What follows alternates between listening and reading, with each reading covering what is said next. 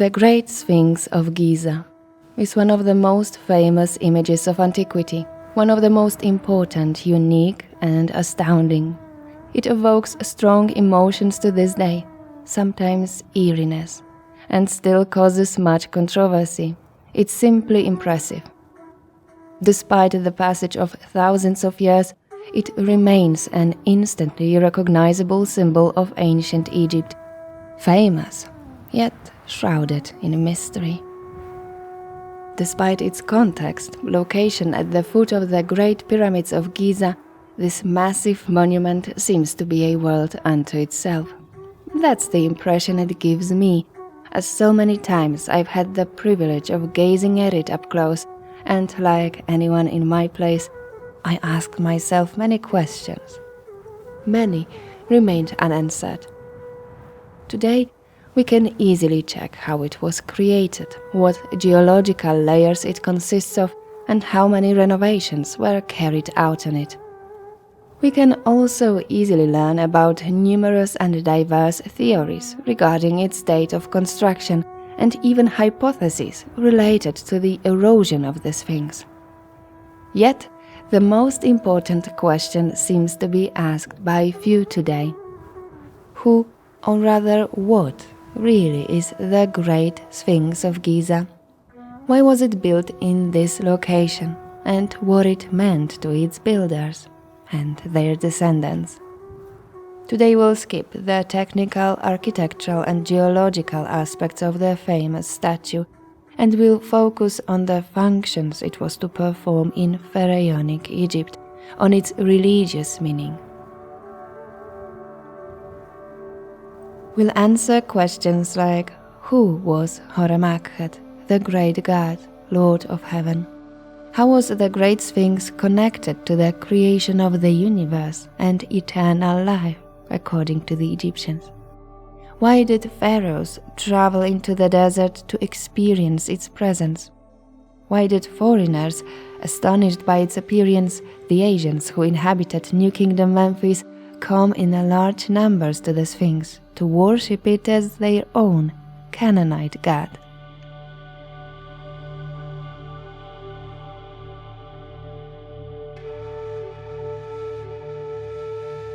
Hello everyone, my name's Irena. Welcome to my channel Ancient Sites Girl. I invite you to a podcast about the history of ancient Egypt. Today I'll tell you about lesser known facts about the first colossal statue in pharaonic Egypt, Great Sphinx of Giza.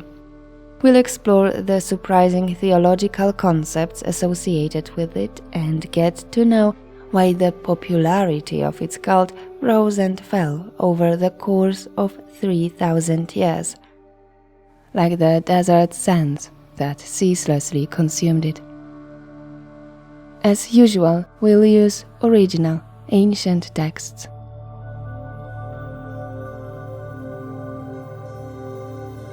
Most scholars agree that the Great Sphinx of Giza was built around 2500 BC, likely as a cult object, a part of the vast royal necropolis of the 4th dynasty.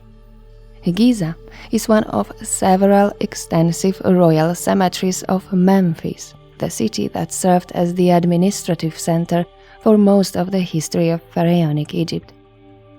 In accordance with the theological principles of the Old Kingdom, to the west of Memphis, in the desert surrounding the city to the west, complexes of royal pyramids and mastabas were created. The royal burials of Saqqara, Meidum, Dahshur, Abu Rawash, and Giza were then surrounded by the cities of the dead, numerous tightly packed private mastabas belonging to the Memphite elite.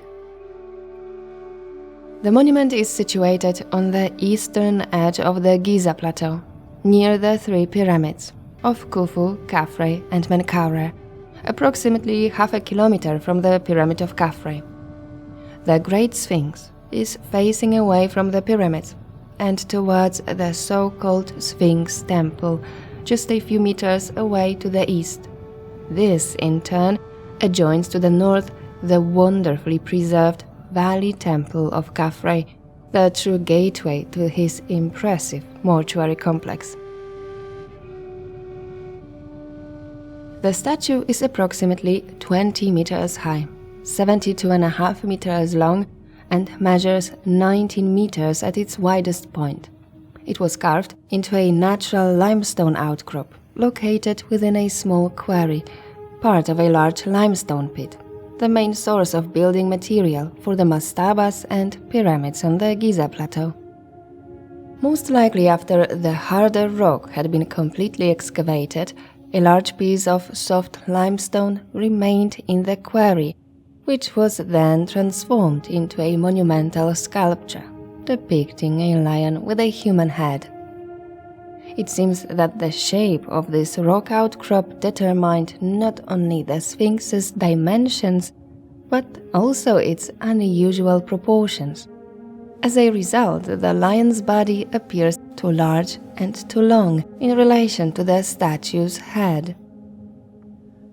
The body of the sculpture was supplemented with small limestone blocks, from which the Sphinx's tail was also formed.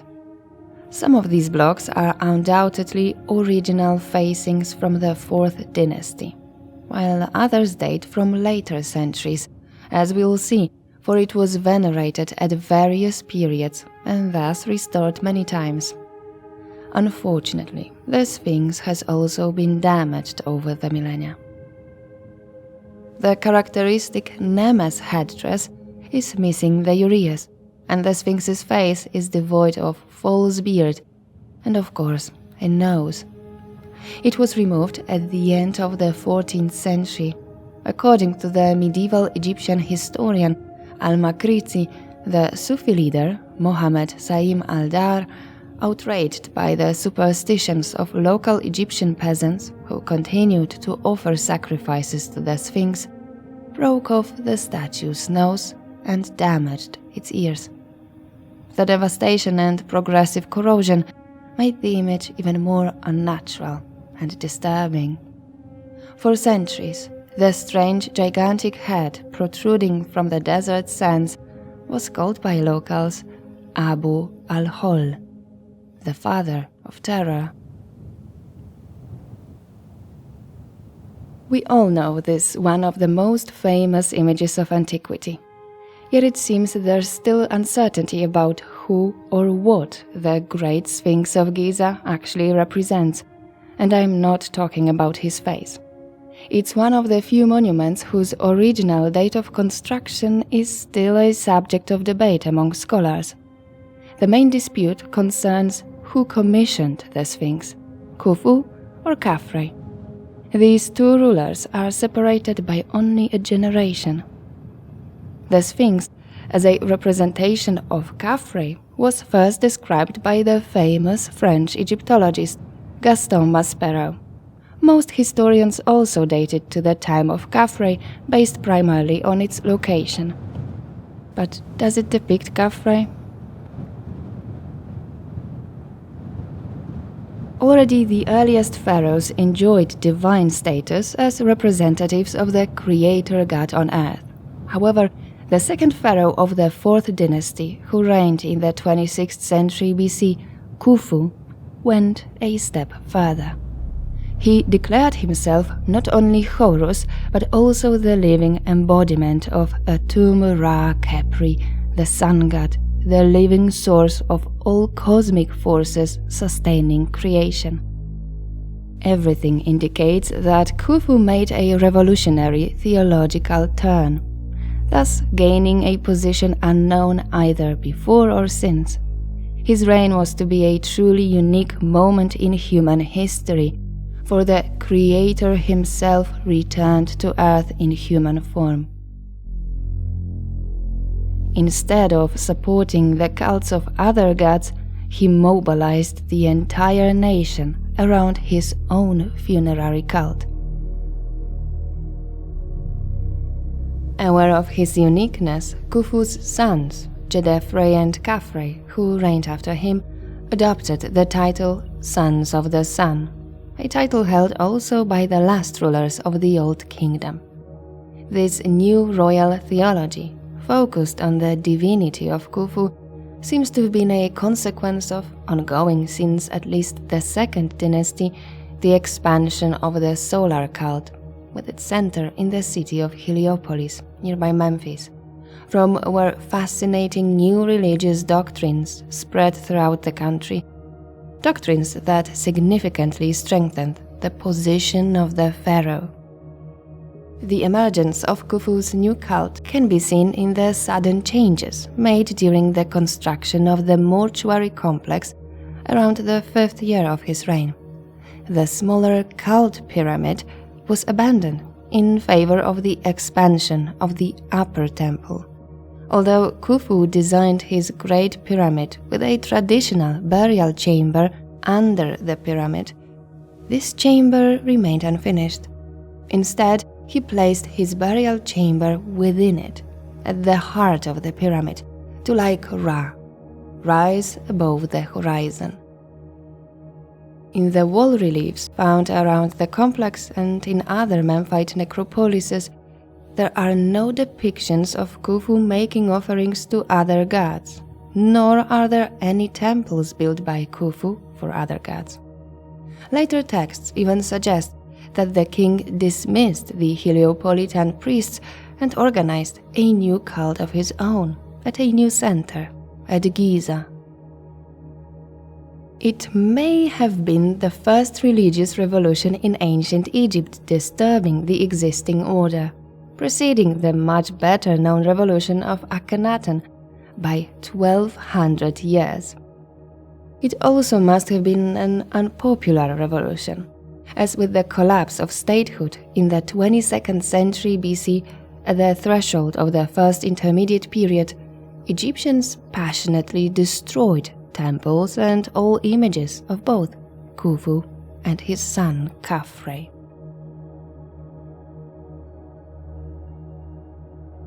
It seems that Khufu's gigantic Great Pyramid was intended to represent the cosmogonic concept of a primordial land, called Benben in Heliopolis, a primordial mound particularly revered by sun worshippers.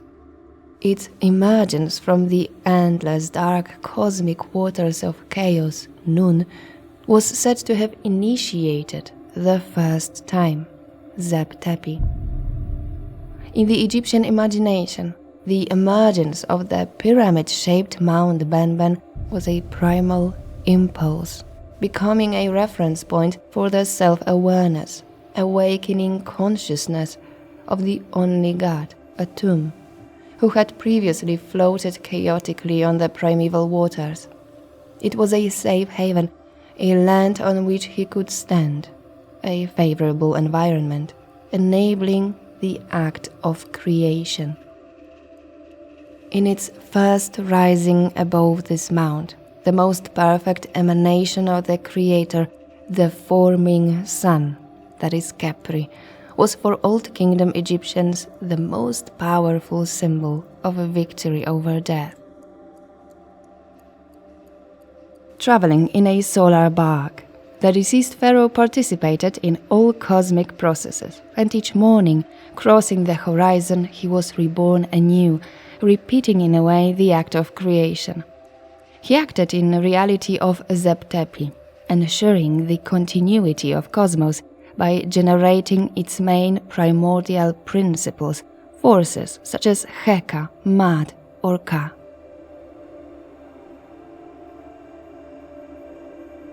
A perfect illustration of this process was the relation between the wandering sun and the Great Pyramid, called Akhet Khufu, which means Khufu's horizon. This name, many believe, indicates the pharaoh's complete identification with the great creator god.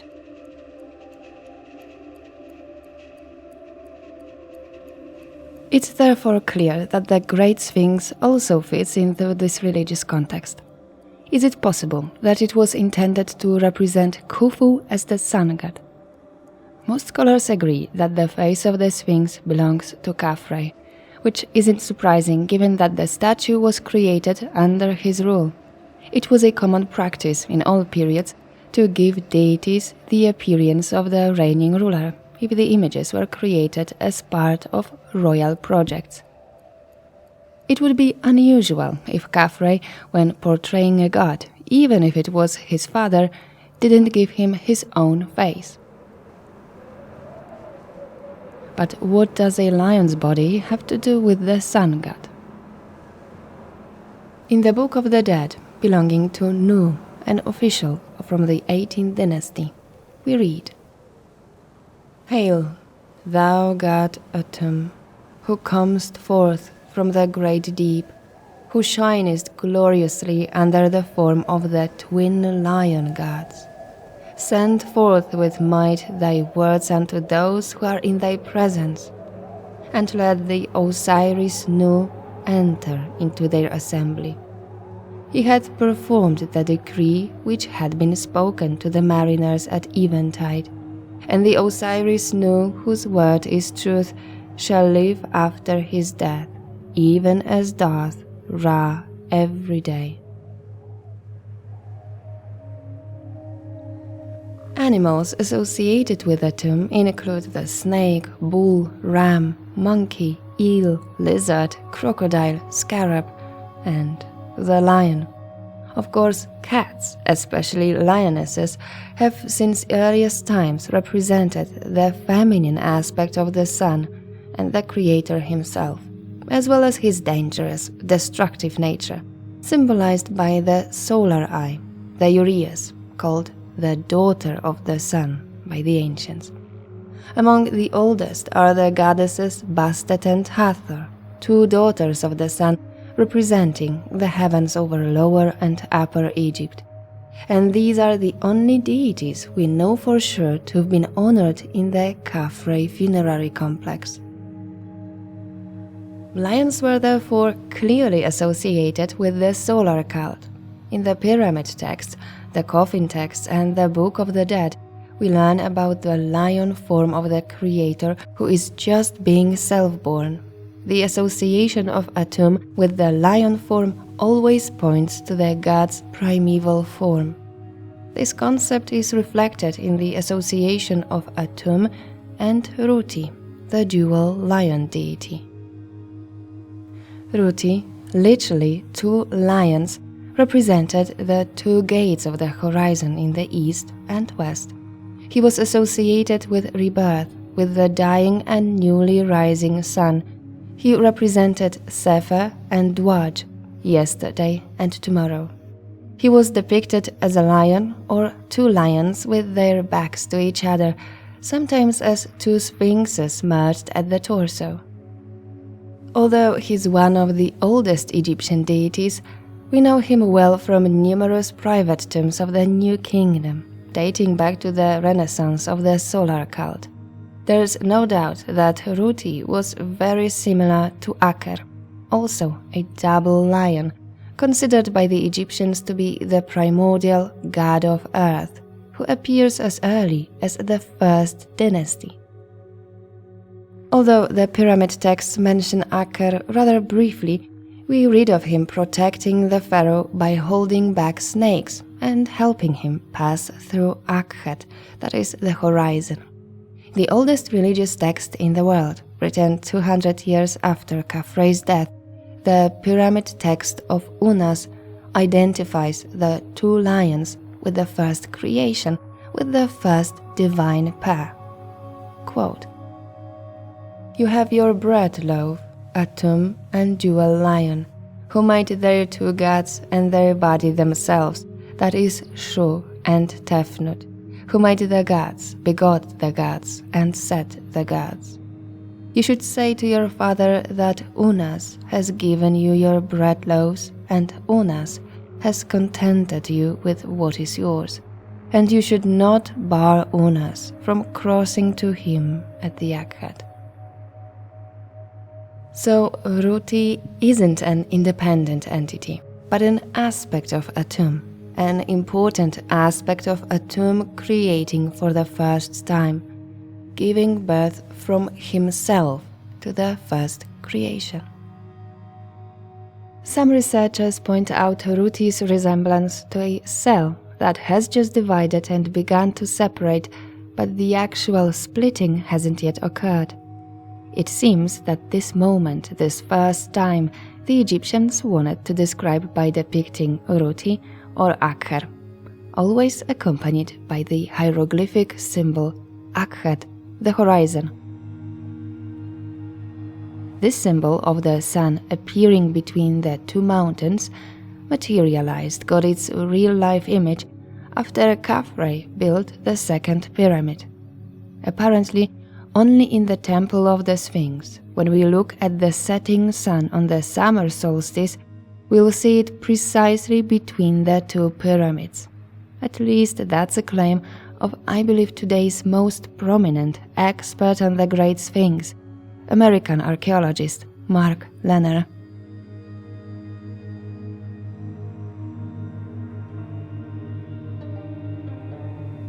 The Sphinx may have been associated with Atum as the primordial king in the form of a lion who emerged from a shapeless mass, just like the Sphinx carved from living rock, whose head rises above the earthy pit.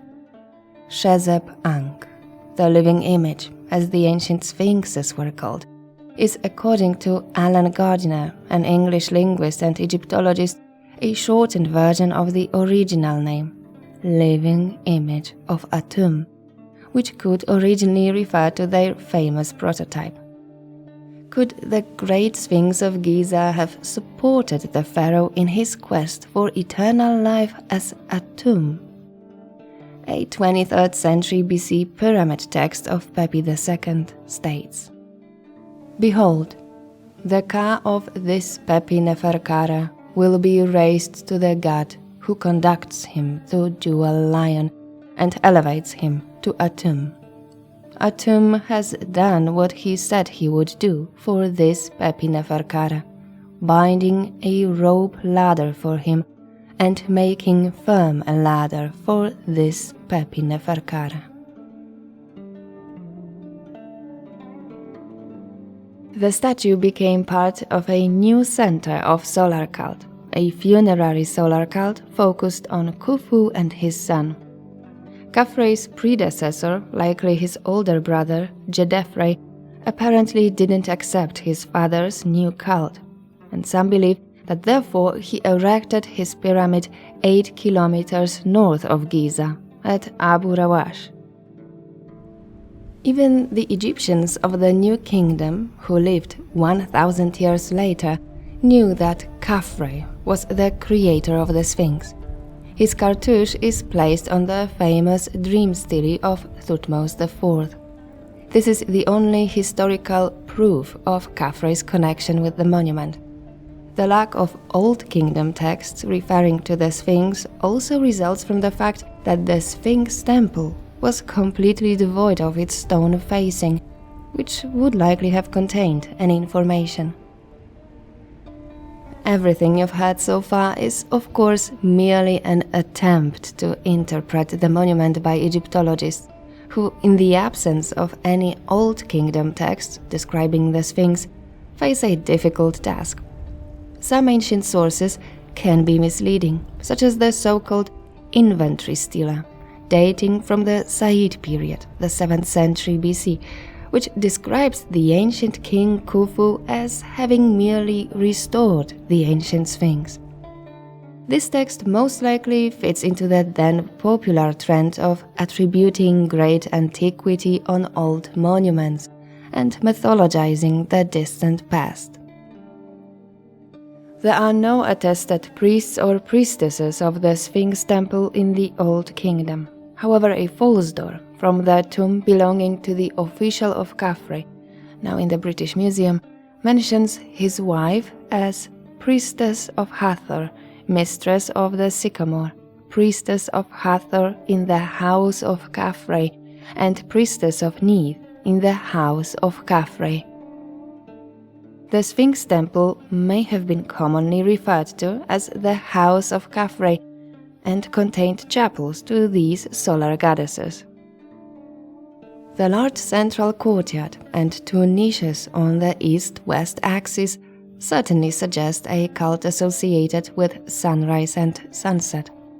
It seems that the temple might have been the main center of Khufu's cult as a sun god, a divine father whose vision was realized by Khafre, the son of the sun. His reign was unrivaled in terms of the number and size of statues until the New Kingdom. Besides the Great Sphinx, his funerary complex contained over 50 large statues, also including other sphinxes.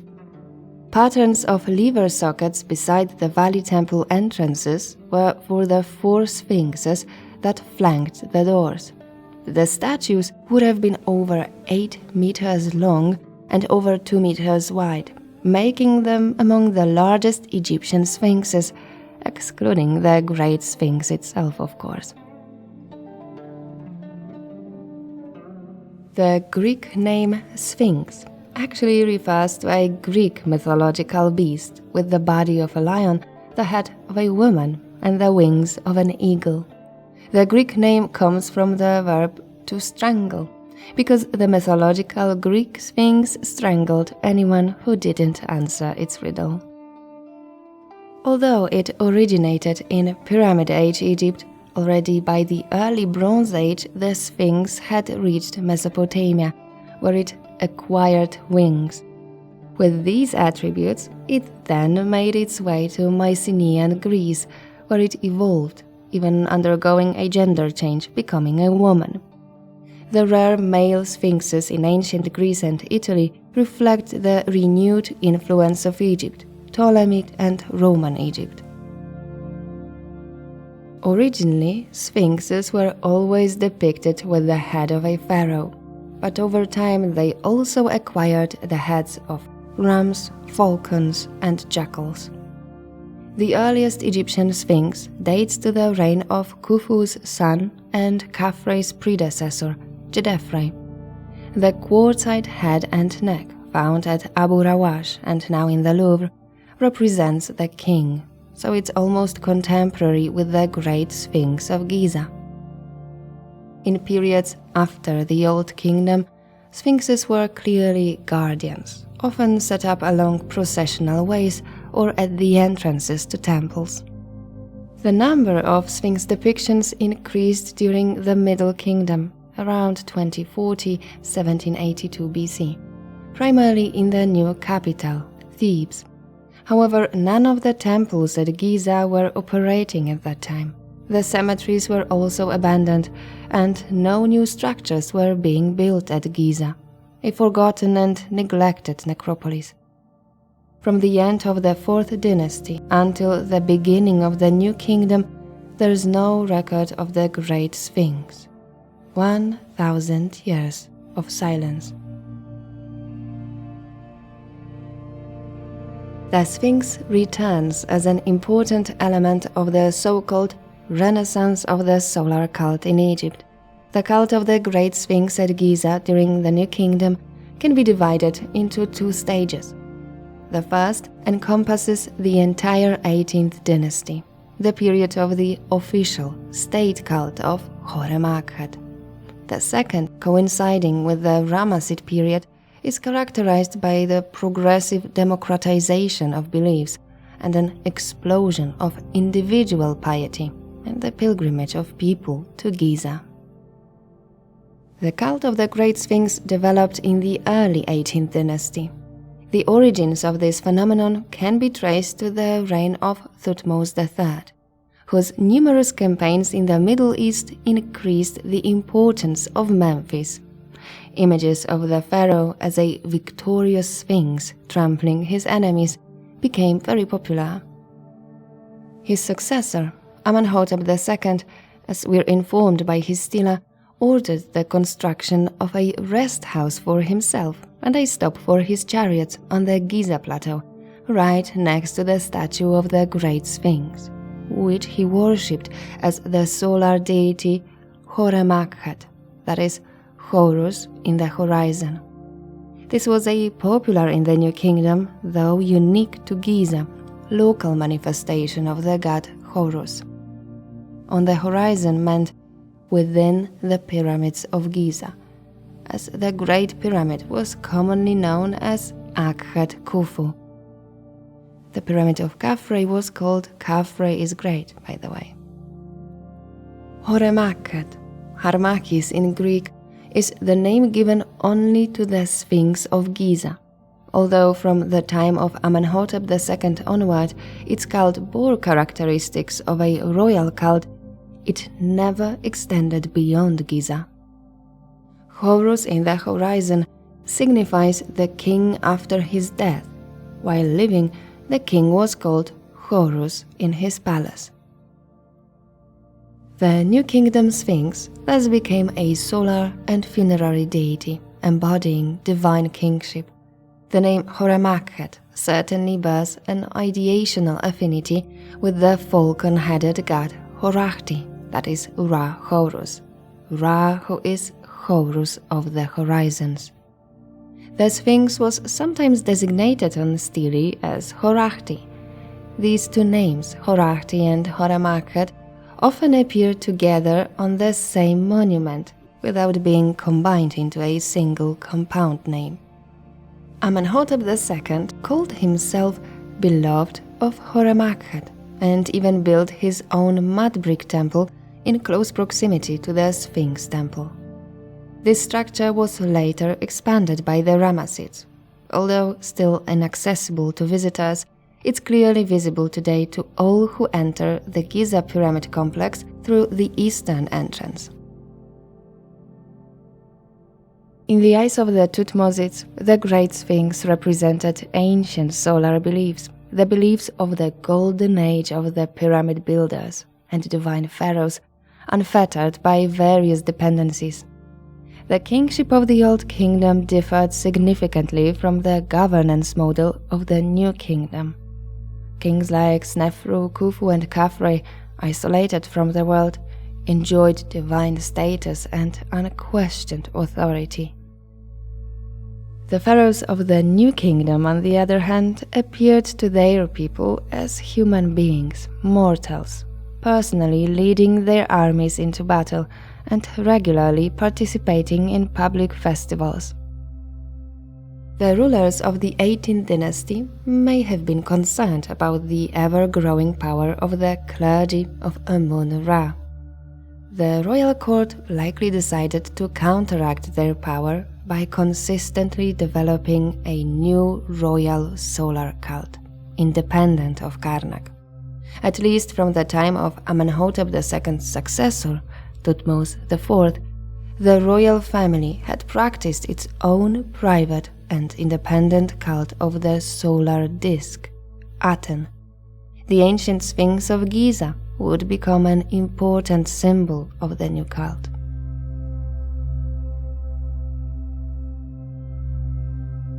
In 1817, Italian explorer Giovanni Battista Caviglia conducted the first major excavations of the Sphinx in modern times. He found a small shrine tucked between the statue's forepaws at the base of its chest. The focal point of the square shrine turned out to be a 3.5-meter granite stele of Thutmose IV, dated to the first year, 3rd month of the flood, 19th day of his reign, that is 1400 BC.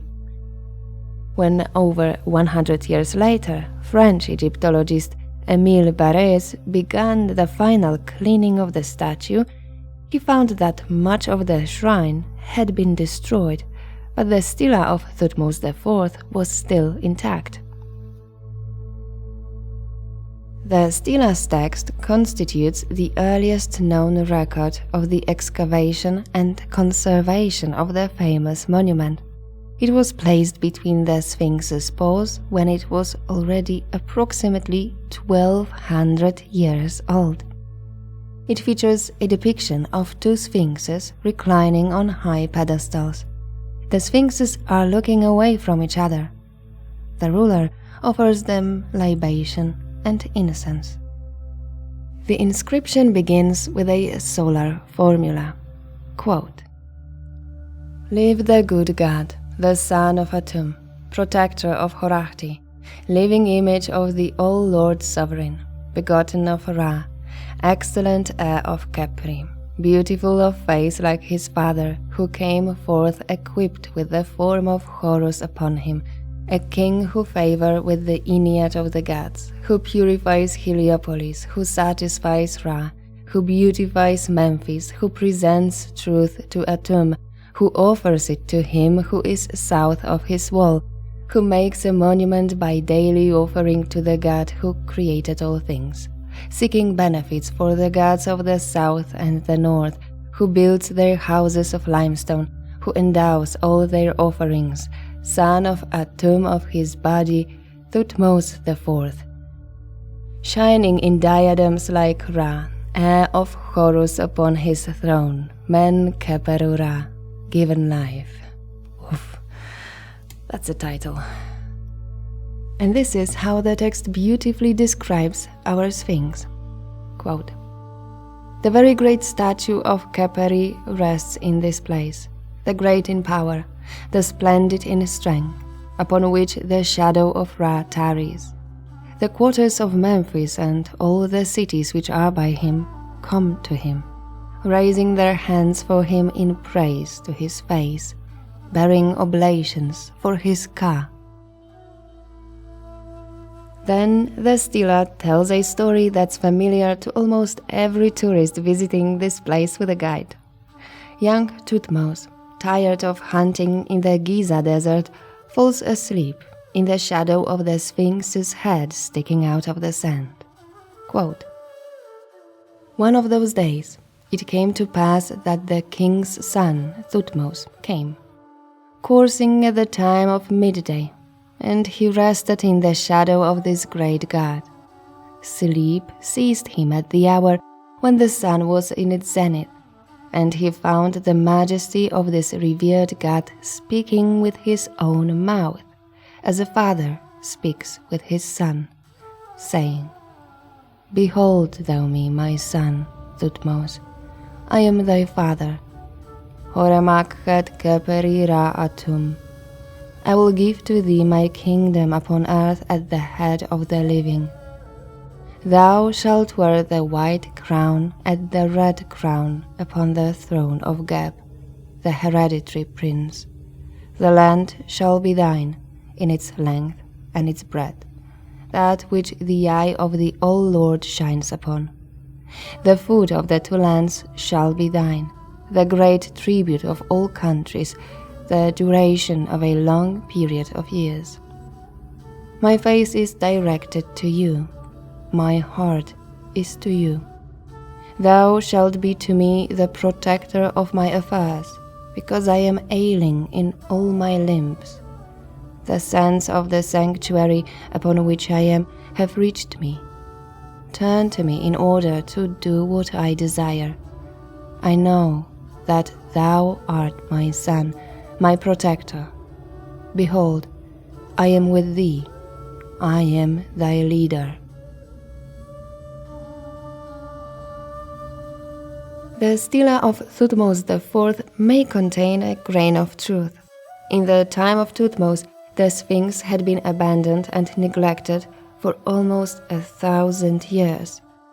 During the 18th dynasty, the entire area was covered by a massive mound of rubble and sand.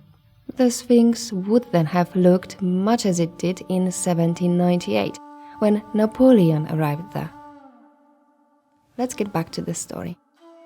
The prince awoke and called out to his companions, quote, "Come, let us hasten to our houses in the city. They shall protect the oblations for this god, which we bring for him." Khafre, the statue made for Atum Horemakhet.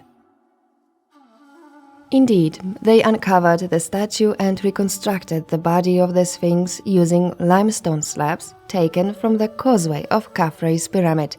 They built a royal chapel at the base of the Sphinx's chest and repaired the divine beard. There's evidence that they placed a colossal royal statue above the chapel and under the beard. Moreover, Thutmose IV's name is engraved on some of the bricks used to build a series of mud brick walls around the site, intended to keep out the desert sand. It's likely that during Thutmose's reconstruction, the entire Sphinx was painted in bright colors. Traces of red paint still remain on the surface. and red powder from the ancient paint seeps from the joints of the masonry facing. The Sphinx as Horemakhet was politically used by Thutmose IV, as confirmed by the so-called dream stele. Fulfilling a divine wish was intended to legitimize his rule, even though he wasn't the firstborn son of Amenhotep II. And unlike Hatshepsut, who usurped the throne 80 years earlier, Thutmose IV didn't seek help from the priests of Amon-Ra, but instead appealed to Horemakhet, worshipped by his father in the desert, a lonely and abandoned god. The famous dream stele of Thutmose IV provides some insight into the nature of the new kingdom Horemakhet. The god addresses the prince with the words, "I am your father, Horemakhet Khepri Ra Atum." This is a reference to the Heliopolitan supreme god, but in the specific context of his first appearance. Perhaps his original function was still remembered by the Egyptians after a millennium. The Sphinx Horemakhet remained the dynasty's private guardian, even under the rule of Thutmose IV's grandson, Amenhotep IV, who introduced a new state cult of the sun disk Aten. He moved the capital to Amarna, from where he reigned as Akhenaten. During his revolutionary reign, he imposed his new order with varying intensity. Initially tolerant of traditional cults, he later permitted the worship of only solar deities, such as Ra-Horakhte, Hathor, and Horemakhet, while at the same time ruthlessly suppressed the previously dominant cult of Amun-Ra. He himself enjoyed being portrayed as a sphinx, striving to emulate the pharaohs of the Fourth Dynasty, until in his full radicalization he forbade the creation of any therianthropic images. At the end of the 18th dynasty, when Tutankhamun ascended the throne, the cult of Horemakhet was still very strong and remained an important element of state religious doctrine. This is evidenced by the construction of a chapel by Tutankhamun near the Great Sphinx. His cult developed extremely dynamically also during the 19th dynasty. Ramses II, like Thutmose IV, carried out restoration work on the Great Sphinx.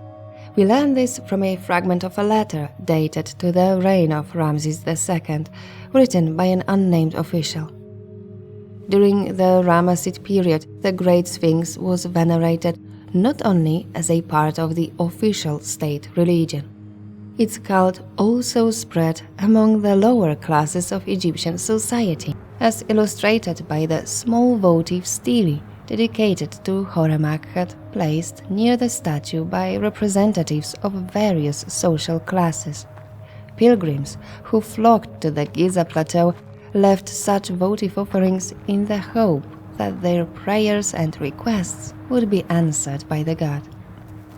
In addition to a few royal steles, numerous private steles from various periods have been discovered near the Sphinx. They often depicted Sphinx figures resembling the monumental sculpture at Giza. The Sphinx is most often depicted lying down, with its front paws extended forward.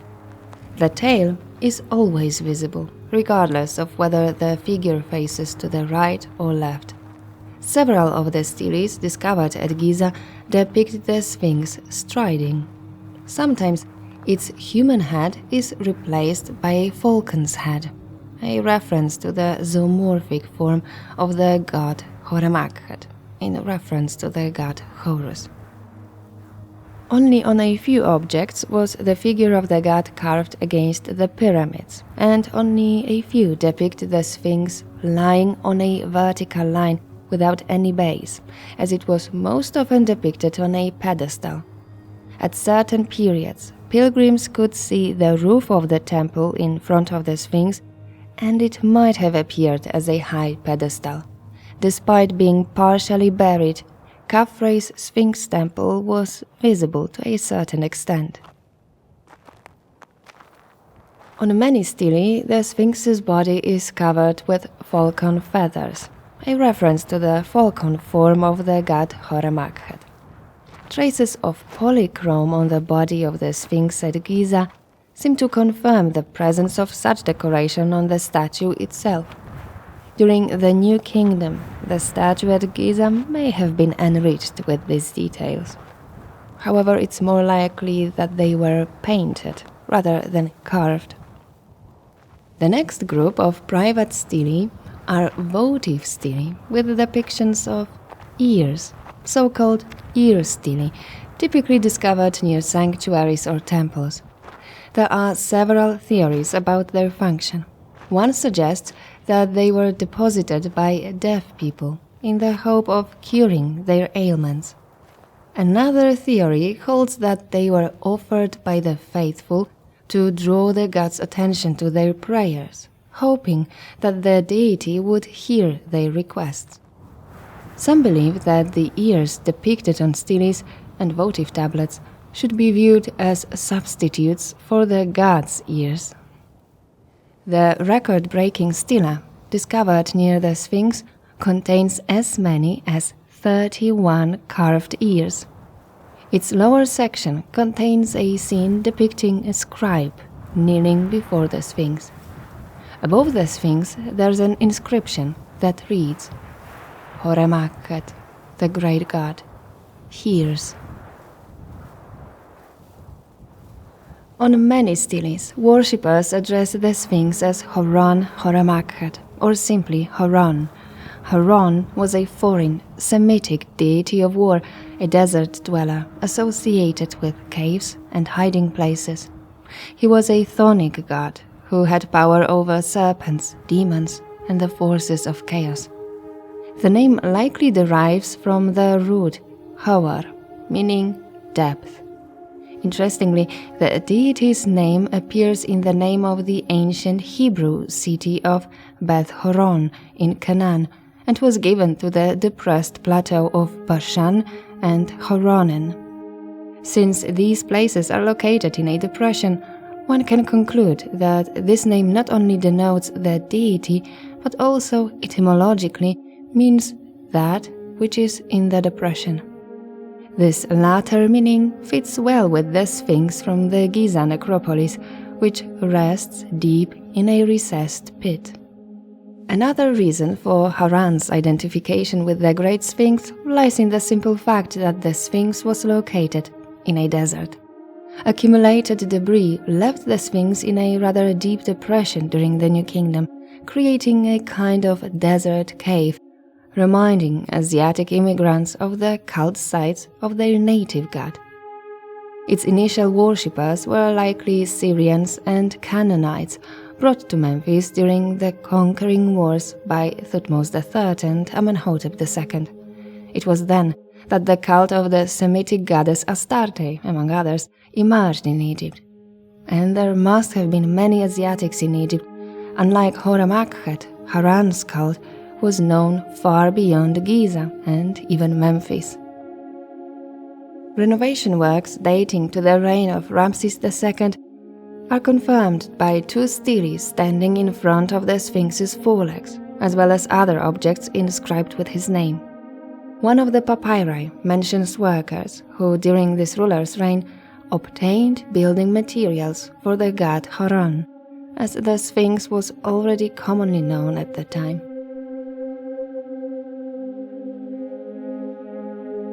During the 20th dynasty, pharaohs generally didn't visit Giza. Instead, we see large quantities of private votive offerings placed near the statue, ranging from steles to small figurines of lions and sphinxes.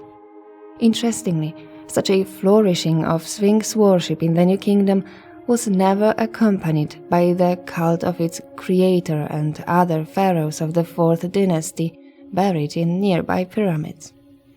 This cult emerged only in the late period. Late period Egyptians were fascinated by the pyramids. Undoubtedly, a fashion for Old Kingdom architecture and art, as well as ancient religious doctrines, reigned at that time. As if the inhabitants of an empire weakened by wars of invasion and civil war desired to return to their roots. Giza once again became a place of royal pilgrimage, and the rulers of the 26th Said dynasty, ruling from the late 8th century BC, established the cult of the Great Khufu. His name appears on countless scarabs and amulets, and the Great Pyramid was open to pilgrims. Graffiti preserved on the walls of the Temple of Isis, built near the Great Sphinx, lists the names and titles of the new priests of Horemheb.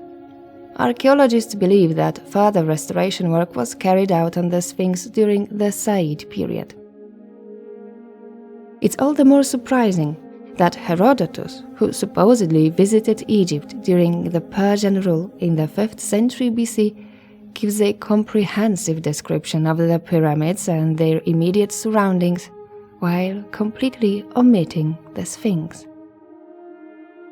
The chapel between the forelegs was significantly expanded during the Greco-Roman period, with new buildings erected atop a mound of rubble that filled and buried the old temple of the Sphinx.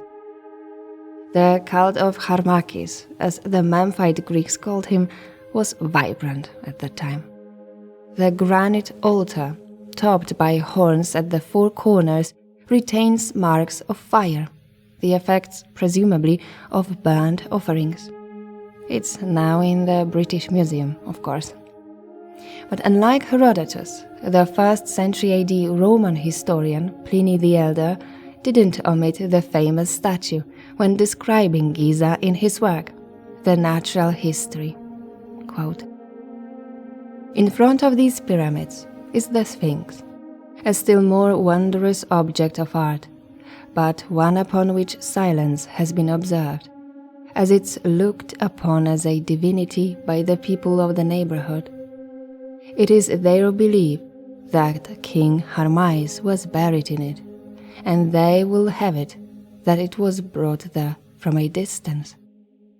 The truth is, however, that it was hewn from the solid rock, and from a feeling of veneration, the face of the monster is colored red.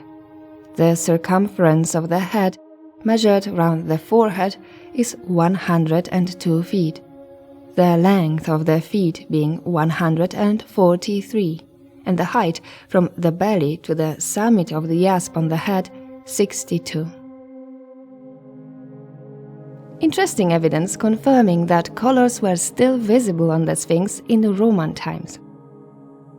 According to a stele erected by residents of the nearby village of Busiris, the Sphinx was once again cleared of sand during Roman times in honor of Nero and the prefect, Tiberius Claudius Babilus. This work included placing a protective layer of stones on the statue's paws and sides. These blocks were placed directly on layers of Old Kingdom limestone. In Christian Memphis, under Roman and Byzantine rule, the Great Harmakis remained little more than a tourist attraction. The Sphinx symbol as such slowly lost its religious, solar significance, but remained a popular, decorative motif, even far beyond Egypt's borders. While retaining its pharaonic appearance, Sphinxes acquired a whole new meaning. The 2nd century AD Christian philosopher Clement of Alexandria wrote, "Therefore also the Egyptians placed sphinxes in front of their temples to indicate that the discourse about God is enigmatic and obscure. Perhaps one should both love and fear the divine, love it as gentle and kind to the pious, and fear it as implacably just to the impious. For the Sphinx shows enigmatically at the same time the image of a wild beast and of a human being." In another text he states, "In addition, the lion is for them a symbol of might and vigor, just as the ox is clearly a symbol of earth itself, of farming and food, the horse of courage and confidence, and the Sphinx of protective strength with intelligence. Her entire body is that of a lion, but her face that of a human. Likewise hinting enigmatically at intelligence, memory, strength, and skill, a human is carved by them for their holy places. Isn't this the notion of the Sphinx imposed by the Greeks that still prevails in the popular consciousness? For most, the Great Sphinx of Giza remains, above all, a riddle, an enigma, and yet for its creators and generations of followers, it was clear what the grim, gigantic figure imprisoned in the desert sands represented. It is Hore Makhet Keperi Ra Atum, the great creator of the universe, the self-born sun, the conqueror of death, the great pharaoh who became and remained God. Well, I hope you learned something new about the beliefs of ancient Egyptians. Thank you for listening. Please let me know in the comments what you'd like to hear about next time. I'd also like to thank all my patrons. I truly appreciate your contribution. Thank you so much. If you don't support me yet but would like to, I placed my Patreon link below in the description. Don't forget to like my video and subscribe to my channel. Goodbye and see you on the next one.